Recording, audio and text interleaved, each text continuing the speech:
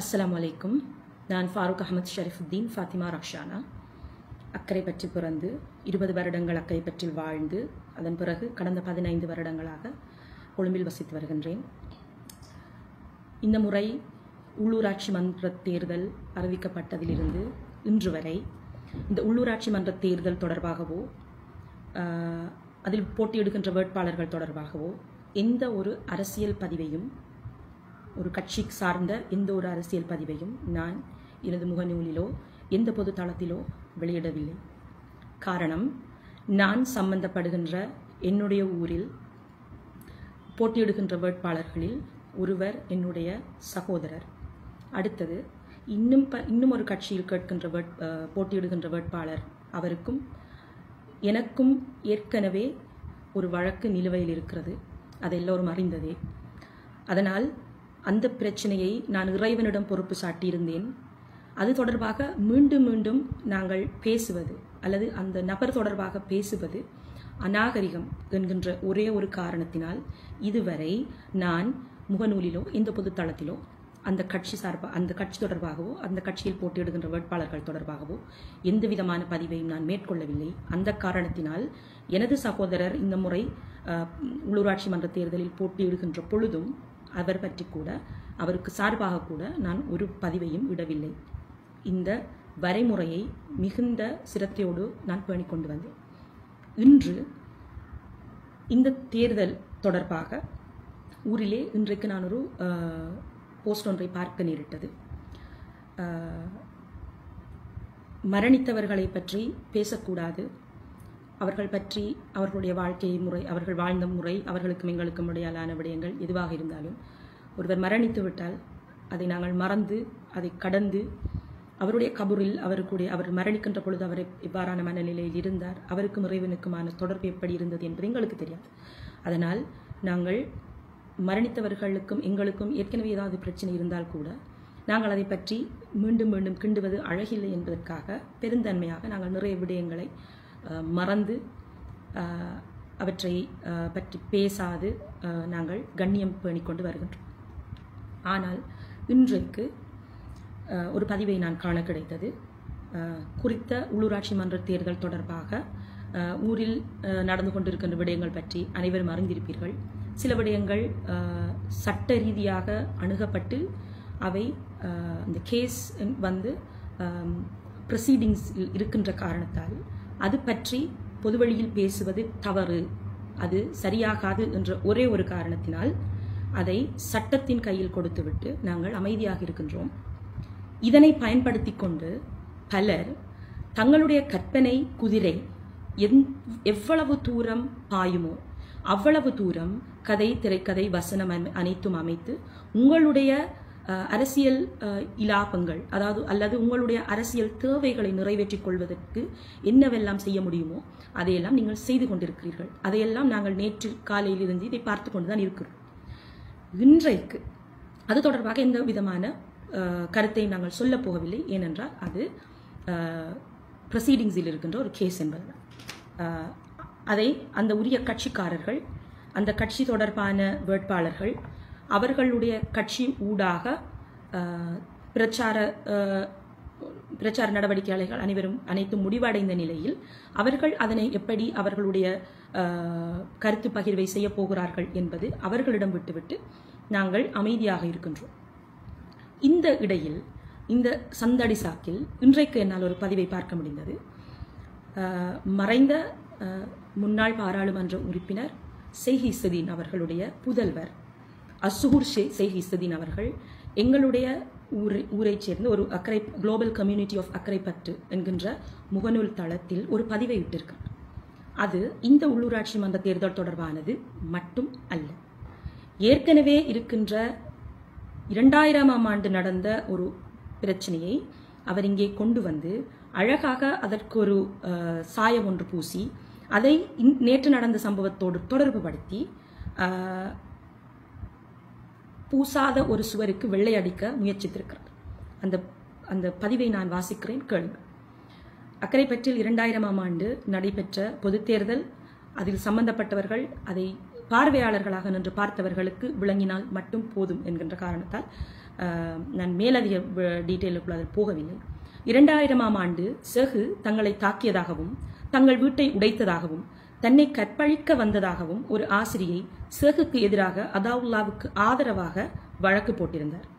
பின்னர் அந்த ஆசிரியையின் மகன் அதாவுல்லாவுடன் பிரச்சினை பட்டுக்கொண்டு தங்களது வீட்டை உடைத்தது அதாவுல்லா தான் என்றும் பொய் வழக்கு போடச் சொன்னது அதாவுல்லா தான் என்றும் முகநூலில் பகிரங்கமாக எழுதியிருந்தார்.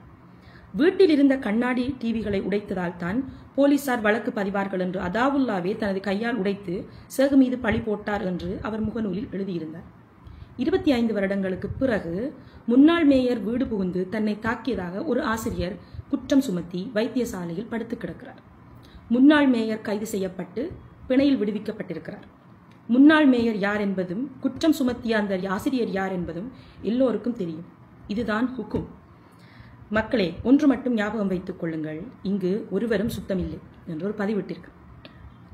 இந்த பதிவை வாசித்தவுடன் காலம் கடந்து போகின்ற பொழுது எவ்வளவு இலகுவாக சிலர் வரலாற்றை திரித்து எழுத முயற்சிக்கிறார்கள் என்கின்ற ஒரு நகைப்புக்கிடமான ஒரு சென்சிட்டிவான ஒரு சீரியஸ் விடயம் ஒன்று எங்களுக்கு புலப்படுகின்றது.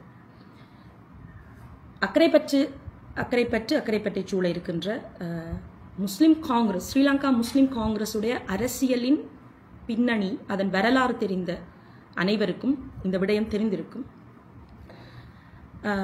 இந்த விடயத்தில் இவருக்கு பதில் சொல்லுவது என்கின்ற விடயத்தில் மரணித்த அவருடைய தந்தையுடைய பெயரை எடுக்க வேண்டியிருப்பதை நினைத்து நான் மிக மிக வருந்துகின்றேன். அதை நாங்கள் மன்னித்து விட்டோம். அவருடைய கபுரறையை இன்ஷா அல்லாஹ் அவருடைய கபுரறை விசாலமானதாகவும் வெளிச்சமானதாகவும் அவருக்கு சுகமானதாகவும் ஆக்கி வைக்கட்டும். எங்களுக்கும் அவருக்கும் இடையில் இருக்கின்ற அந்த பிணக்கு ஆக இருக்கட்டும், அல்லது மனக்கசப்பா ஏதோ ஒரு விடயமாக இருக்கட்டும், அதில் நாங்கள் ஏதாவது விதத்தில் பாதிக்கப்பட்டிருந்தால் அதை நாங்கள் மறந்து விடுகின்றோம். அவருடைய கபருக்கும் அவருடைய மறுமை வாழ்வைக்கும் எந்த விதத்திலும் இறைவன் பங்கம் வராத வகையில் பாதுகாத்துக் கொள்ளட்டும் என்பதை சொல்லி சில தெளிவுபடுத்தல்கள் இங்கு செய்யப்பட வேண்டும் என்பதற்காக இந்த காணொளியை நான் பதிவு செய்கின்றேன். நிறைய பேருக்கு வரலாறு தெரிந்திருக்க வாய்ப்பில்லை.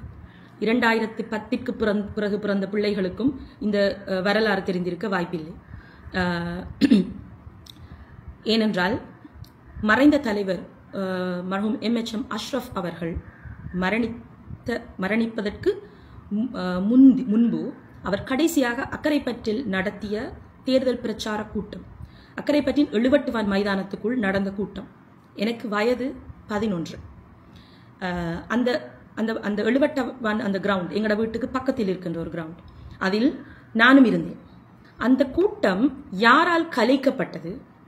அந்த கூட்டம் நடக்காமல் இடைநடுவே நிறுத்தப்பட்டு அவசரமாக தலைவர் எப்படி அனுப்பப்பட்டார், பாதுகாப்பாக அனுப்பப்பட்டார் என்கின்ற விடயம் அக்கரைப்பற்றில் வாழ்ந்த அந்த சந்தர்ப்பத்தில் இருந்த அத்தனை பேருக்கும் தெரியும்.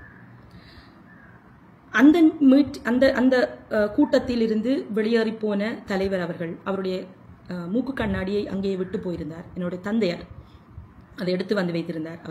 அவர் கால் பண்ணி சொன்னார், ஷரீஃபுத்தீன், என்னுடைய மூக்கு கண்ணாடியை நான் வச்சுட்டு வந்துட்டேன், அதை பத்திரமா எடுத்து வைங்கோ, நான் திரும்ப வருவேன், அதை நான் வாங்கிட்டு போறதுக்கு என்று சொல்லி. அந்த மூக்கு கண்ணாடி எங்களுடைய வீட்டில் எங்களோட வாப்பாட கபடுக்குள்ள எத்தனையோ நாளாக இருந்துச்சு. ஆனால் அவர் திரும்பி வரவில்லை. தலைவர் மரணித்து விட்டார். இப்பொழுது தலைவர் மரணித்து ஒரு கிழமை கூட இருந்திருக்க வாய்ப்பில்லை. உடனடியாக தேர்தல் பிரச்சார கூட்டம் ஒன்று எங்கள் வீட்டுக்கு பின்புறத்தில் இருக்கின்ற அளவில் வைக்கப்படுகின்றது.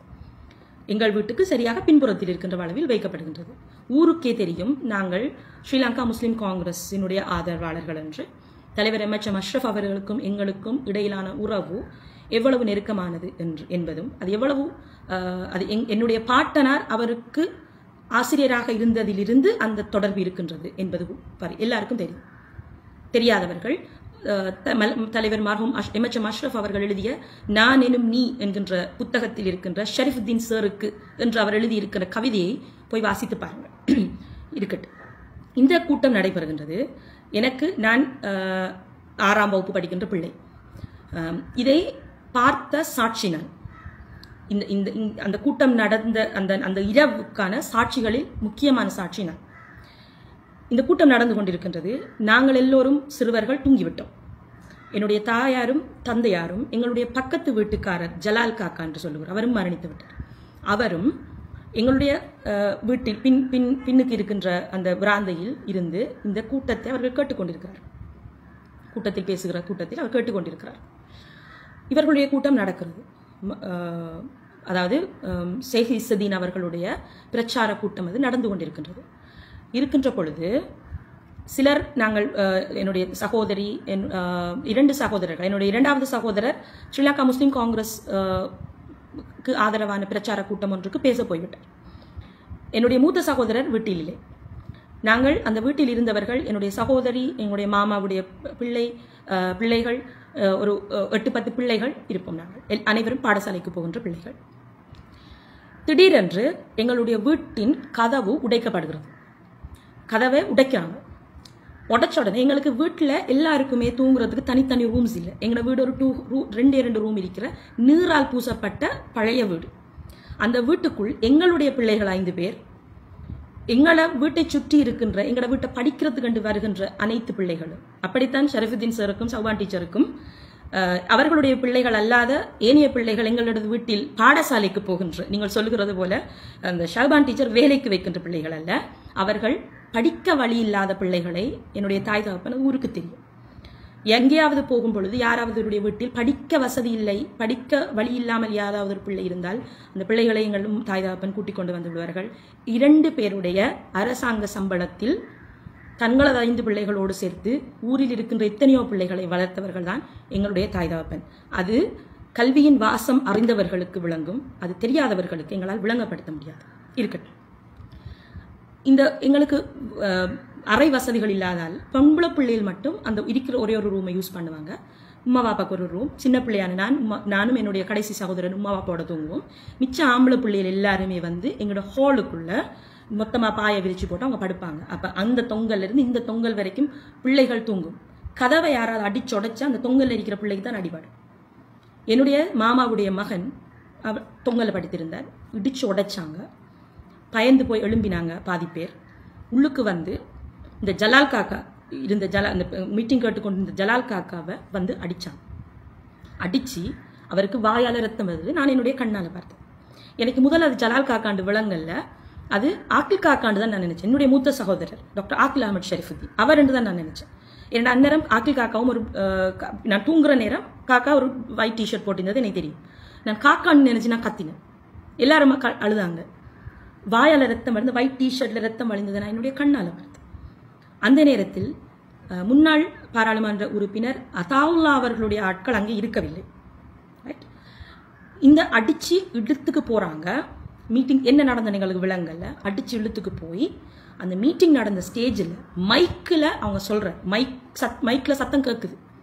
ஏனெண்டா எவ்வளவு பெரிய அராஜகத்தையும் செய்யலாம் இந்த ஊருக்குள்ள, சிலருக்கு செய்யலாம். Still they can be respected.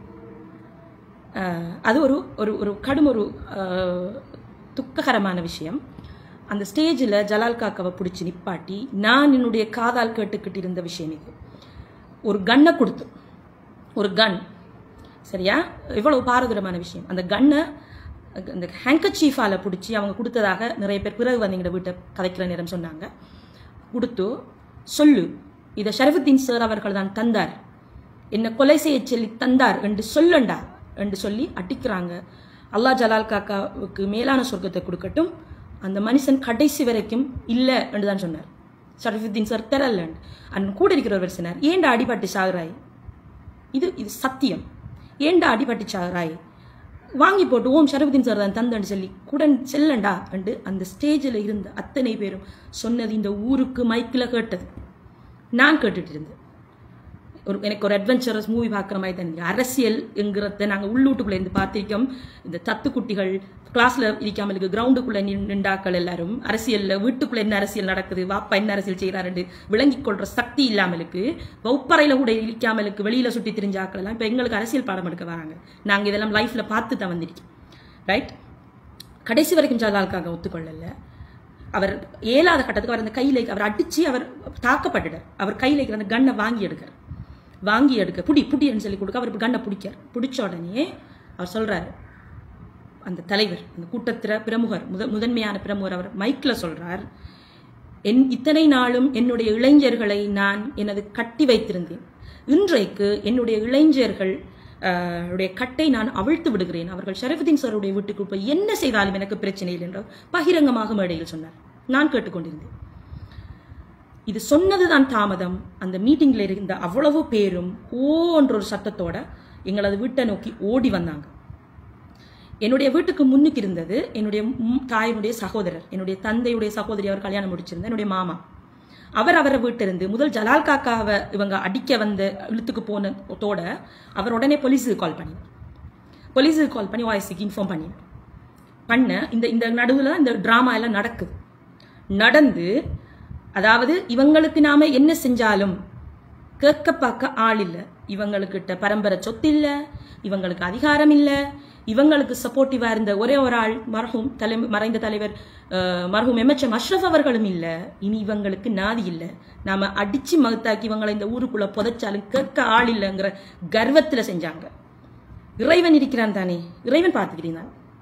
இவங்க வந்து ஏறு வைக்கும், இவங்க வந்து எங்களோட வீட்டை அடிச்சு உடைச்சி இது செய்யறதுக்கு அவங்க உள்ளுக்கு போய் அந்த தகர்க்க ரெடியாக கொள்ள போலீஸ் வந்துச்சு.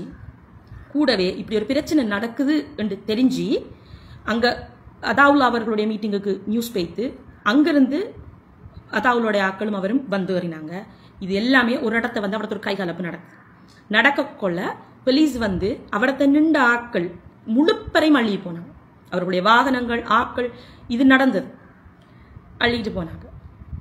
சரியா? அதுக்கு பிறகு இப்ப இவங்க ஒரு வகையான கிரிமினல் என்று சொன்னா அதாவுல்லாவுடைய ஆக்கள் என்ன செஞ்சாங்க, அந்த நேரம் ஆக்கள் காக்கவும் வந்துட்டார். இவங்க வந்து 2-3 சாமான ஏற்கனவே உடஞ்சு கிடக்கு ஜலால் காக்காவை அடிக்க கொள்ள, முதல்ல ஜலால் காக்காவை அடிக்கிறதுக்கு எங்களோட வீட்டு கம்பவுண்டுக்குள்ள வந்ததே ஸ்ட்ரெஸ் பாசிங். அது இல்லீகல், அதை நியாயம் பண்ணி சொல்லுவாங்களா? Stress passing. ஜலால் காக்காவை அடிச்சு இழுக்க வந்தாக்கள் என்ன செஞ்சிருக்கான்னு தெரியும். எங்கட வாப்பா ரைட் ஓகே அடிச்சு இழுத்துட்டு போகல, எங்கட வாப்பாவை சுத்தி கிட்டத்தட்ட ஒரு 25-30 பேர், சேட்லி அவ்வளோ பேரும் அவர் ஸ்டூடெண்ட்ஸ், நிறைய பேர் அதில் அவரோட ஸ்டூடெண்ட்ஸ். உங்களோட மனச்சாட்சி இல்லாமலுக்கு முர்ஷிகா கடை கிரிக்கெட் பேட் இருந்துச்சு எங்களோட ரூம் இந்த கதவு மூலையில். கிரிக்கெட் விளையாடி நாங்கள் கிரிக்கெட் விளையாடி போட்டு வச்சு இந்த பெட்டை எங்களோட ஸ்டம்ப் எடுத்து வாப்பாட முதுவில் அவங்க அடித்த தழும்பு நான் பார்த்துருக்கேன். எங்களோட வாப்பா ஒரு ஹார்ட் பேஷண்ட், அவர் ஒரு மூச்சு வருத்தக்காரர், அடித்தாங்க. ரைட், இது உண்மை. ரைட், இதுவும் நடந்தது. அதுக்கப்புறம் அதாவுல்லா ஆக்கள் வந்து இவங்க அடிச்சு உடச்சி தகத்துட்டு போனது போதான்னு சொல்லி இன்னும் அதை எக்ஸாஜரேட் பண்ணணும்னு அவங்க எங்களோட புக் ஷெல்ஃபை தூக்கி அப்படி போட்டாங்க. உடனே ஆக்கள் காக்கா நிப்பாட்டு சென்னார் காக்கா நிப்பாட்டுங்க, நீங்க வாங்கி தர மாட்டீங்க எங்களுக்கு, அவங்க அடிச்சு உடைச்சதோட போதும், வெளியே போங்க எல்லாரும், அவங்களை அடிச்சு உடைக்க உடல்ல காக்கா. அதைத்தான் காக்கா ஃபேஸ்புக்கில் எழுதினேன். இவங்க செஞ்ச அதே வேலையை அவங்களும் செஞ்சாங்க, நாங்கள் பார்த்துக்கிருந்தீங்கன்னா அதை தான் செஞ்சிருப்பாங்க. சரியா? நாங்கள் அவங்கக்கிட்ட உடனே அவரத்தை நிப்பாட்டுங்க காக்கா ஏசினா என்ன நினைப்பிருக்கு, நிப்பாட்டுங்க, அப்போ எல்லாரும் வெளியே போக பேர், வெளியே போக பொம்பளை பிள்ளை விட்டு வெளியே போக பெருமைன்னு சொல்லி வெளியே இறக்கினாங்க ஆக்க. சரியா? நான் ஒரு விஷயம் கேட்கிறேன், இந்த அடாவடித்தனம் தெரியாத வயலன்ஸ்ண்டா என்னண்டே தெரியாத அதி உத்தமர்களுக்கெல்லாம் ஷரீஃபுதீன் சார் வீட்டு வாசல்ல என்ன வேலை? நீங்க எல்லாரும் வந்து எங்களோட வீட்டு வாசல்ல இருந்து என்னத்தையாலும் போலீஸ் பிடிச்சி போகும், புறம் வந்து மூக்கால குளருவீங்க, ஐயோ நாங்க ஒண்ணுமே செய்யலை எங்களை போலீஸ் பிடிச்சி போனோம், உங்களை என்ன காட்டுல கரையில இருந்து போலீஸ் பிடிச்சிட்டு போனா, ஷரீஃபுதீன் சார் வாசல்ல பிடிச்சிட்டு போனேன், வீட்டுக்குள்ள இருந்து உங்களை பிடிச்சிட்டு போனேன். அதே போலதான் நேத்து முஸ்தத் ஷரீஃபுதீன் அவர்களுடைய வீட்டு வாசலில் இருந்துதான் அவர் எங்களை தாக்கி விட்டாருன்னு சொல்லி முன்னாள் மேயர் அதாவுல்லா அஹமத் சக்கி அவர்கள் போய் போலீஸில் கம்ப்ளைண்ட் பண்ணிக்கிறார். அது கம்ப்ளைண்ட் போலீஸ் வாங்கக்கூட இல்லை. அவரை வீட்டு வாசல் உங்களுக்கு என்ன வேலைன்னு கேட்டாங்க. ரைட், இதுதான் வரலாறு, இதுதான் நடக்கிற விஷயங்கள். இதற்கு பிறகு இந்த கேஸ், இவங்க போட்ட கேஸுகள், அதாவுல்லாடாக்கள் சேர்ந்து போட்ட கேஸுகள், எங்களுக்கு இவர்களுடைய அந்த எலெக்ஷன் தான் நாங்கள் முன்னாள் MP அதாவுல்லாவுக்கு வாக்களித்த கடைசி எலெக்ஷன். நாங்க அதாவுல்லா அவர்கள் பெரிய ஒரு தலைவரா வரப்போறார் என்று சொல்லி, அவர் பெரிய ஒரு ஆள் என்று சொல்லி அவருக்கு ஓட் போடல. அவர் ஸ்ரீலங்கா முஸ்லிம் காங்கிரஸ் உடைய மறைந்த தலைவர் மர்ஹூம் MHM அஷ்ரஃப் அவர்களால் நியமிக்கப்பட்ட ஒரு வேட்பாளர். அவர் முஸ்லிம் காங்கிரசினுடைய வேட்பாளர் என்கிறதுக்காக அவருக்கு நாங்கள் வாக்களித்தோம். அவர் அந்த எலெக்ஷன்ல இருந்தே அவர்களோட சேர்ந்து இருந்தாக்கள், அதுக்கு பிறகு அவரோட வந்து ஒட்டிக்கொண்டாக்கள், சட்டத்தை தண்ட கையில் எடுக்கிறாக்கள், யார் யாருன்றதுல ஊருக்கு தெரியும். அந்த அரசியல் எங்களுக்கு பிடிக்கல, எங்களுக்கு அந்த கொள்கை பிடிக்கல. ஸ்ரீலங்கா முஸ்லிம் காங்கிரசினுடைய கொள்கைக்கு மாறுபட்ட வேலைகளை அவங்க செய்ய தொடங்கினாங்க. அதுக்காகத்தான் நாங்க அவரை எதிர்க்க தோணினோம். நாங்க ஆதரிச்சவர், நாங்க அதாவுல ஆதரிச்சு இருந்திருந்தா நீங்க இந்த ஊர்ல இருக்கிறாக்கள் எல்லாரும் செய்யற மாதிரி நாங்களும் நிறைய அரசியல் லாபங்களை பெற்றிருக்கலாம். என்னுடைய தாய் தகப்பன் அவங்களோட 2 பேரோட அரசாங்க சம்பளத்துல தான் நீங்கள் அவ்வளவு பேரையும் படிப்பிச்சாங்க. எங்கட தகப்பனார் அவருடைய பொம்பளை பிள்ளைகள் 2 பேருக்கு கூட வீடு கட்டி கொடுக்கல. அவர்கிட்ட இல்ல. லாபம் எடுக்கணும் அனுபவிச்சவை அதாவுலாவோட இருந்து சொல்றாக்கள் எல்லாம். அப்படி நான் என்ன அனுபவிச்சங்கிறத சொல்லுங்க. நாங்க இன்றைக்கு வாழ்கின்ற வாழ்க்கை அல்லாஹ் எங்களுடைய முயற்சிக்கும் எங்களுடைய திறமைக்கும் எங்களுடைய கல்விக்கும் கொடுத்த பரிசு. ஷாபான் டீச்சருக்கோ இல்ல அவருடைய பிள்ளைகளுக்கோ ஆட்கள் வந்து வேலை செஞ்சு கொடுக்க வேண்டிய தேவையில்லை. ஷாபான் டீச்சர் 7ஆம் வகுப்பு படிக்கக்கூடிய மௌத்தாயி 5 சகோதரர்களோட தட்டத்தனிய எந்த விதமான ஆதரவும் இல்லாம நிறுத்தப்பட்ட ஒரு பிள்ளை. அந்த வயசிலிருந்து தனக்கும் தன் சகோதரர்களுக்கும் வேலை செஞ்சு சோர்காரியாக்கி வச்சு மற்ற பிள்ளைகள் எல்லாம் படிப்பிக்க வசதி இல்லாமலுக்கு வீட்டை நிப்பாட்டிட்டாங்க. அவன் மட்டும் ஸ்கூலுக்கு போய் படிச்சுக்கு வந்து 2ஆம் வகுப்புல 3ஆம் வகுப்புல 5ஆம் வகுப்புல படிக்க இல்லாமலுக்கு நின்று அத்தனை தம்பி தங்கச்சிகளுக்கும் படிச்சு கொடுத்து ஓலெவல் எழுத வச்சு பாஸ் பண்ண வச்சு டிகிரி முடிச்சவங்க. அவங்க எல்லாருமே டீச்சர்ஸ் ஆகி இன்றைக்கு அந்த குடும்பத்தில் இருக்கிற ஒவ்வொருவரும் எப்படி இருக்காங்கிறது ஊருக்கு தெரியும். எங்களுக்குரிய ஆயுதம் கல்வியும் எங்களுடைய இறைவனும் எங்களுடைய ஈமானும் தான். இங்க யாருடைய காசுக்காகவும் யாரோ தரப்போகிற தொழிலுக்காகவும் எந்த அரசியல்வாதி எங்களுக்கு எந்த எலும்பு தூண்டை தூக்கி போடுவார் என்று கொண்டும் இருக்கின்றவர்கள் ஷரஃபுதீன் சாரும் ஷாபான் டீச்சரும் பிள்ளைகள் அல்ல என்கின்றது உங்கள் எல்லாருடைய மனச்சாட்சிக்கும் தெரியும். இருக்கட்டும், இந்த ஷரஃபுதீன் சார் கண்ணை கொடுத்து கொலை செய்ய சொன்னார் என்று சொல்ற ஒரு ஸ்டேட்மெண்ட்டை அக்கரப்பத்தில் இருக்கிற எத்தனை பேர் நம்புவாங்கங்கிறதான் எனக்கு இருக்கிற கேள்வி. ஒரு மரத்தில இலைய பிச்சா அந்த இலைய பிச்ச மாணவனை கூப்பிட்டு வச்சு மணிக்கணக்கில் கிளாஸ் எடுக்கிறாள். அவர் எனக்கு நோகுது அதை நீ பிக்காத என்று சொல்ற ஜீவகாருண்யம் உள்ள ஒரு மனிதன் தன்னுடைய கையில துவக்க கொடுத்து சுட சொல்லி சொன்னதாக சொல்ற மனச்சாட்சி யாருக்கு அவங்களுக்கு எப்படி வந்துச்சுங்கிறது எனக்கு தெரியாது. வாய் நிறைய காக்கா என்று கூப்பிட்ட ஒருவர், அந்த குறிப்பிட்ட நபரை வாய் நிறைய காக்கா என்று கூப்பிடுறவர், சூஃபி மன்சிலுக்குள்ள தொலைப்போன கட்டி சும்சாபா செய்கிறவர், அவர் மீது இப்படி ஒரு அபாண்டத்தை போடுறதுக்கு உங்களுக்கு எப்படி மனசு வந்துச்சு? அண்டைக்கே நாங்க அண்டையிலிருந்து நாங்க விலகினோம் அரசியல் இருந்து. எங்களுக்கு இது வேணாம். ஃபுல் டைம் அரசியல் செஞ்சாக்கள், ஃபுல் டைம் நோட்டீஸ் எழுதுறதுல இருந்து மேடையில போய் பேசுறதுல இருந்து பெட்ச் தைக்கிறதுல இருந்து மாலை கட்டுறதுல இருந்து எல்லாமே எங்களோட வீட்டை செஞ்சு அக்கறை பார்த்தாக்கள் திரும்ப சொல்லாங்களே அதாவுலாக்கு மாலை நீங்க கட்டின அதாவுலாக்கு மாலை நீங்க கட்டின நாங்க கட்டின மாலை எத்தனை அதாவுலா போட்டு எல்லாருக்கும் தெரியும். அதுக்காக அவர்கிட்ட அரசியல் லாபம் கிடைக்க மாட்டதுக்காக அவர் செய்யற ராஜகம் எல்லாம் பார்த்துட்டு இருக்கலாமா? இருக்கணுமா? நாங்க இல்ல. நாங்க படிச்ச படிப்புக்கு மாறாக எங்களுடைய சிந்தனைக்கு எங்களுடைய கல்வி எங்களுக்கு சொல்லி தந்ததுக்கு மாற்றமாக நடக்கிற விஷயத்தை நாங்க ஏற்றுக்கொள்ள வேண்டும் என்ற அவசியம் எங்களுக்கு கிடையாது. ஷரஃபுதீன் சாரும் ஷாபான் டீச்சரும் பெற்று வளர்த்த பிள்ளைகளை பத்தியும் அந்த குடும்பத்தை பத்தியும் பேசுற திராணி அருகதையா இருக்காவது இந்த பேசுறாக்களுக்கு இருக்கா? அரசியல் லாபம் இல்லாம நான் ஒன்று சொல்றேன், உங்களுக்கு பிடிச்சிருந்தா உங்களுக்கு ஒரு அரசியல் லாபம் இருக்கோ இல்லாட்டி உங்களுக்கு மானிட்டரி வேல்யூஸ் இருக்கோ இல்லாட்டி உங்களுக்கு தொழிற்தாரோ இல்லையோ அட்லீஸ்ட் அவங்களுடைய நெய்யாண்டி பேச்சும் அந்த அந்த கேளிக்கையான இது உங்களுக்கு இன்ட்ரெஸ்டிங்கா இருக்கா, உங்களுக்கு பிடிச்சிருக்கா, நீங்க ஓட் பண்ணுங்க, நோ ப்ராப்ளம். இந்த ஒரு எலெக்ஷன்ல ஒருத்தர் வாக்கு கேட்டு வந்திருக்கார், அவருக்கு வாக்களிக்க விருப்பமடா, ஜனநாயகம், நீங்க வாக்களிங்க. இல்லாட்டி உங்களோட மண்ணின் மைந்தனை நீங்க வாக்களிச்சு வெற்றி பெற செய்யுங்க, நோ ப்ராப்ளம். எங்களுக்கு எங்களோட சாப்பாட்டை சாப்பிட்றதுக்கு எங்களுக்கு வழி இருக்கு. எங்களுக்கு எளிமையாக வாழ தெரியும். எளிமையான வாழ்க்கை வாழ்றதுக்கு எங்களுக்கு பயம் இல்லை. நாங்க இந்த லோவர் மிடில் கிளாஸ்ல தான் வாழ்ந்திருக்கோம் இவ்வளவு காலம். முஸ்னத் சார் அவருடைய வீடு எப்படி இருக்குன்னு போய் பாருங்க. அக்கரப்பத்துல முஸ்னத் சாருடைய வீடு போல ஒரு வீட்டை நீங்க காட்டுங்க, அதை போல எளிமையான வீட்டை நீங்க காட்டுங்க. சரியா? அரசியல் லாபம் எடுக்கிறதுக்கோ காசு உழைக்கிறதுக்கோ தெரியாத ஆக்கள் இல்லை. சரியா? ஆனா எங்களுக்கு அல்லாஹ்க்கு பயம், இறைவனுக்கு பயம். ஷாபான் டீச்சர் அஞ்ஞாங்கட்டையில போய் குடியேறி இருக்கா, அங்க அவ வேலைக்கு புள்ளையல் வச்சிருக்கா.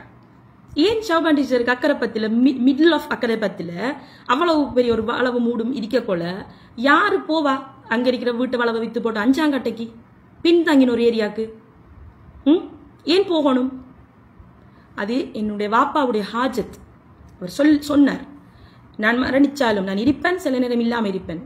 நீங்க அந்த இடத்துல போய் இருந்து அங்க இருக்கிற சுத்தி இருக்கிற மக்களுக்கு நீங்க சேவை செய்யணும். அங்க இருக்கிற பிள்ளைகளுக்கு படிப்பீங்கன்னு சொல்லி ஸ்கூலுக்கு போக இயலாமலுக்கு ட்ராப் அவுட் ஆகி பேரண்ட்ஸு கிட்ட வசதி இல்லாமலுக்கு போதைக்கு அடிமையான பேரண்ட்ஸு கிட்ட இருந்து அடி உதப்படுற பிள்ளையில அடைக்கலமா ஷாபான் டீச்சர் கூட்டி வச்சிருக்கா வீட்டை. அங்கே பாடம் நடக்குது. நீ உழுபாட்டு பாரு, கரும்பலகை இருக்கி, புத்தகங்கள் இருக்கி, லைப்ரரி இருக்கி. எத்தனை இன்டர்வியூஸ் நீங்கள் பார்த்துருக்கீங்க? முஸ்னத் சார் டெய்லி ஸ்கூல் கலைஞ்சி வந்து அவரை பிள்ளைகளுக்கு படிப்பிக்காரோ இல்லையோ, அவர் போகிறார் அஞ்சாங்கட்டைக்கு வகுப்படுக்கார் பிள்ளைகளுக்கு படிப்பிக்கார். நானே போய் பிள்ளைகளுக்கு படிப்பிச்சு கொடுத்துட்டு வந்திருக்கேன். தராவி நடக்கிற நாளையில இந்த ரமலான் மாசத்துல தராவி ஒவ்வொன்றுக்கும் அந்த பக்கத்து வீடுகளில் இருக்கிற பிள்ளைகளை சேர்த்தெடுத்துக்கு பாதுகாப்பா எங்கட உமா போறா. என்னோட கொழும்புல வந்து சொபிஸ்டிகேட்டடா எங்கட உமாக்கு இருக்கே இல்லாதா? நான் கொழும்புல இருக்கேன், எல்லா வசதியும் இருக்கு உமாக்கு. அவளா ராணி மாதிரி இருக்கலாம். ஏன் அவங்க இருக்கா? ஏன் தனியா இருந்து கஷ்டப்படுறா? எல்லாரும் கேட்காங்க, உமா ஏன் தனியா இருக்கா அங்க அவ்வளவு தூரத்துல? ஆம்பளை பிள்ளைகள் இருக்கி, பொம்பளை பிள்ளை வெளிநாட்டுல இருக்கி, மத்த பொம்பளை பிள்ளை கொழும்புல இருக்கி, ஏன் உமா அங்க தனியா இருக்காண்டு எத்தனை பேர் கேட்கே? உமா ஏன் தனியா இருக்காண்டா? உமா தனியே இல்லை, அல்லாஹ் கூட இருக்கா. அவ இருக்கா, அவட கபூருக்கு அவ தேர்றா, அவட சதக்கத்து ஜாரியாவ அவ தேர்றா.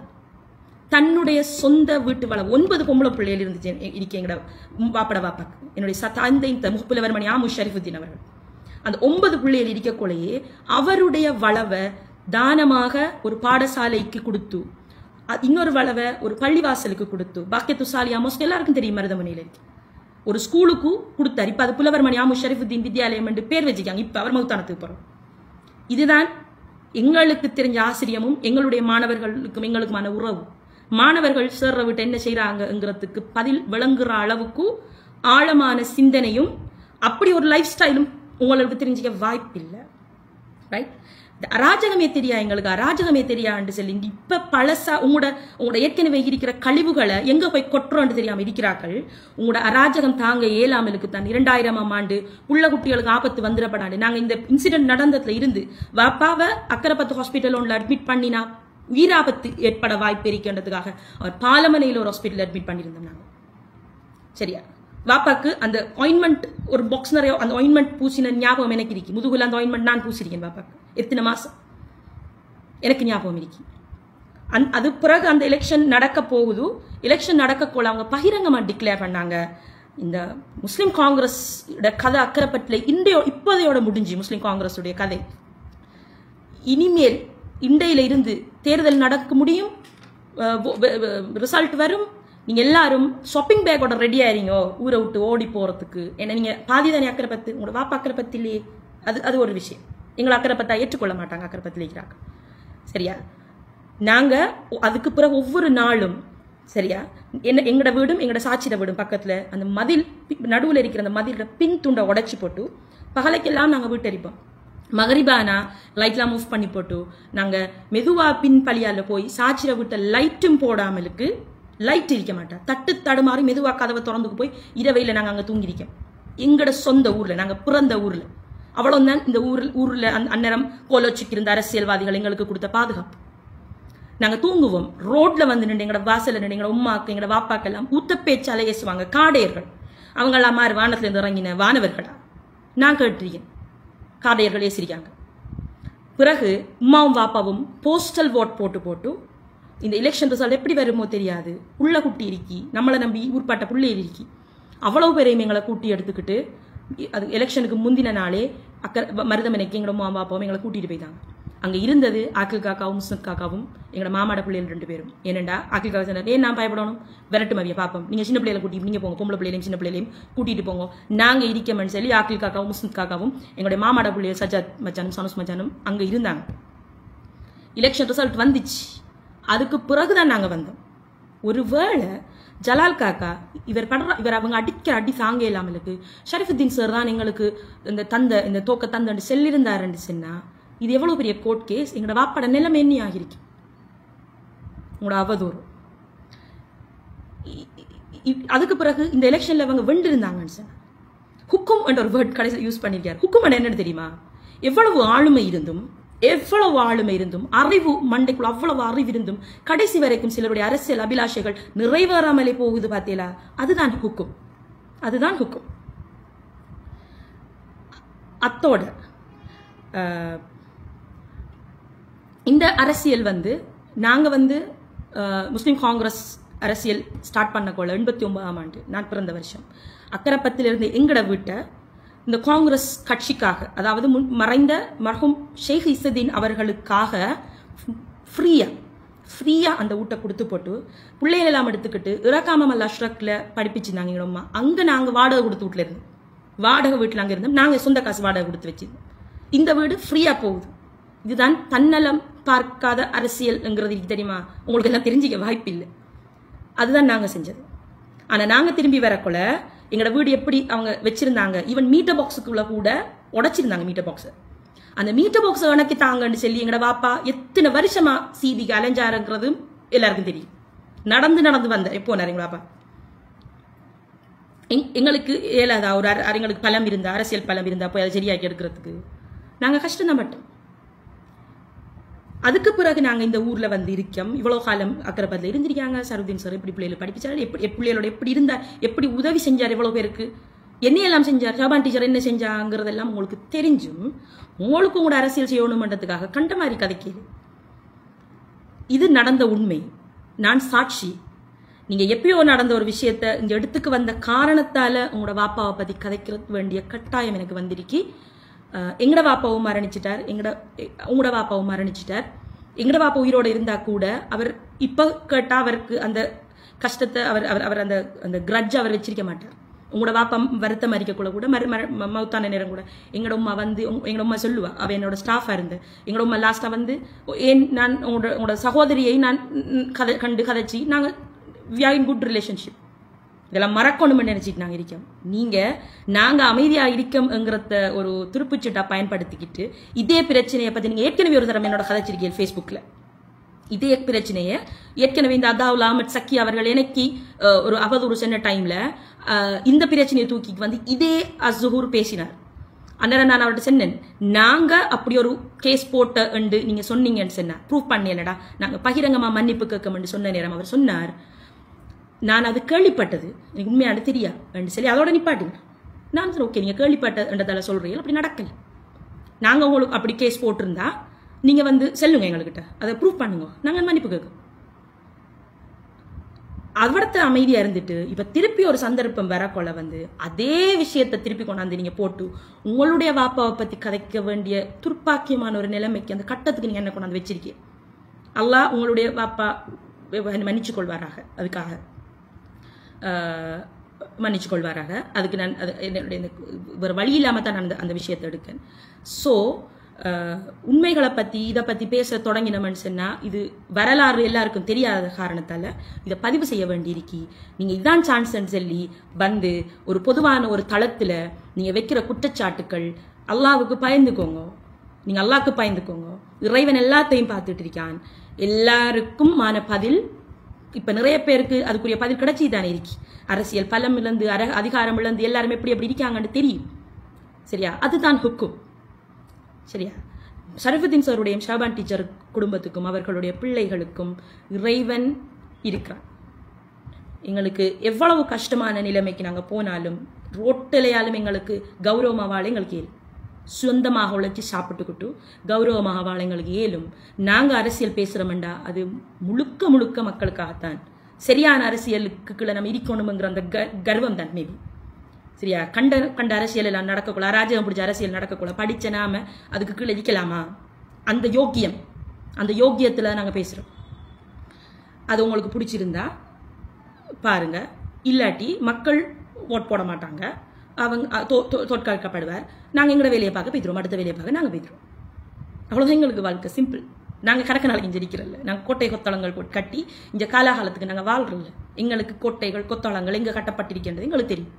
உடனே வருவாங்க போராளிகள், நீ தமிழனை தானே கல்யாணம் முடிச்சிருக்கேன்னு கேட்டுட்டு வருவாங்க. அவங்கள பொறுத்த வரைக்கும் கலீஃபா உமரும் ஒரு காஃபிர் தான் அவங்கள பொறுத்த வரைக்கும். சரியா? நான் என்னுடைய கணவர் யார், என்ன மார்க்கத்தை பின்பற்றுறோம், நாங்கள் என்ன நம்பிக்கையில் இருக்கோம்ங்கிறது வந்து எங்களோட பர்சனல். அது எங்களுக்கும் எங்களுடைய இறைவனுக்குமானது.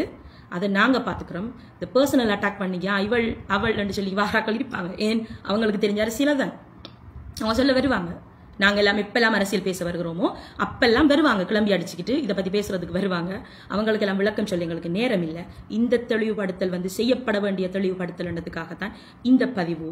அல்லாஹ் என்னுடைய தந்தையுடைய பாவத்தை மன்னிக்கட்டும், அவருடைய மரகம் ஷேகுசதீன் அவருடைய பாவத்தை மன்னிக்கட்டும். எல்லாருடைய வழக்கும் எல்லாம் விசாரிக்கப்படும் இடம் ஒன்று இருக்கி அங்க நாம சந்திப்போம். உங்களுக்கு தெரிஞ்ச அரசியலை நீங்க செய்யுங்கோ. மக்களுடைய தலைவிதி எதுவோ அது நடந்துகிட்டு போகும். யாரிலையுமே இறைவனை தவிர வேற யாரிலையும் நாங்கள் தங்கி இல்லை. எங்களுக்கு எந்த அரசியல் லாபமும் தேவையில்லை. எங்களை பார்த்துக்கிறதுக்கு எங்களுக்கு திராணி இருக்குது.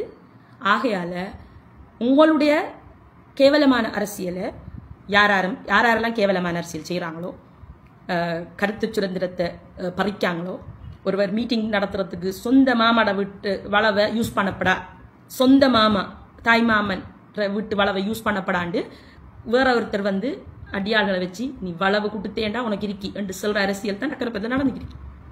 நாங்கள் ஓகே தேவையில்ல ரெண்டு பேர் நாங்கள் இருக்கோம். சரியா? அடாவடி அரசியல் அராஜக அரசியல் செய்கிறாக்கள் ஆறுங்கிறத நீங்கள் கண்ணாடிக்கு முன்னுக்கு ரெண்டு கேட்டுக்கோங்க.